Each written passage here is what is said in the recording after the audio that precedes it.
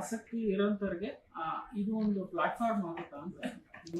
Sir ಈಗ ನೋಡಿ, mutual fund ಈಗ ನೀವು ಉದಾಹರಣೆಗೆ ಹೇಳಿದ್ರೆ ನಂಗೆ ನಾಲೆಡ್ಜ್ ಇಲ್ಲ ಮ್ಯೂಚುವಲ್ ಫಂಡ್ ಅಲ್ಲಿ ಹೂಡಿಕೆ ಮಾಡಿ. ಎರಡು ರೀತಿ ಮ್ಯೂಚುವಲ್ ಫಂಡ್ ಅಲ್ಲಿ ಹೂಡಿಕೆ ಮಾಡ್ಬೋದು. ಒಂದು ಡೈರೆಕ್ಟ್, ಇನ್ನೊಂದು ರೆಗ್ಯುಲರ್. ಡೈರೆಕ್ಟ್ ಅಂದ್ರೆ ಏನು? ನಾನೇ ಕಂಪನಿಯ ವೆಬ್ಸೈಟ್ಗೆ ಹೋಗಿ ಮ್ಯೂಚುವಲ್ ಫಂಡ್ ಅನ್ನ ಖರೀದಿ ಮಾಡೋದು, ಅಥವಾ ಯಾವುದೋ ಡಿಸ್ಕೌಂಟ್ ಬ್ರೋಕರ್ ಆ್ಯಪ್ಗಳಿರ್ತವೆ, ಆ ಆ್ಯಪ್ಗಳ ಮೂಲಕ ಹೋಗಿ ಮ್ಯೂಚುವಲ್ ಫಂಡ್ ಅನ್ನ ಖರೀದಿ ಮಾಡೋದಕ್ಕೆ ಡೈರೆಕ್ಟ್ ಮ್ಯೂಚುವಲ್ ಫಂಡ್ ಇನ್ವೆಸ್ಟ್ಮೆಂಟ್ ಅಂತ ಕರಿತೀವಿ. ಇನ್ನೊಂದು ರೆಗ್ಯುಲರ್ ಮ್ಯೂಚುವಲ್ ಫಂಡ್ ಅಂತೇಳಿ ಇರುತ್ತೆ. ರೆಗ್ಯುಲರ್ ಮ್ಯೂಚುವಲ್ ಫಂಡ್ ಅಂದ್ರೆ ಏನು? ನನಗೆ ಮ್ಯೂಚುವಲ್ ಫಂಡ್ಗಳ ಬಗ್ಗೆ ಗೊತ್ತಿಲ್ಲ, ಆದರೆ ಮ್ಯೂಚುವಲ್ ಫಂಡ್ ಬಗ್ಗೆ ಗೊತ್ತಿರುವಂಥ AMFI registered mutual fund distributor ಇದ್ದಾರೆ, ಅವ್ರ ಮೂಲಕ ನಾನು ಇನ್ವೆಸ್ಟ್ ಮಾಡಿದರೆ ಅದು ರೆಗ್ಯುಲರ್ ಮ್ಯೂಚುವಲ್ ಫಂಡ್ ಅಂತ ಅನ್ಸ್ಕೊಳ್ಳುತ್ತೆ.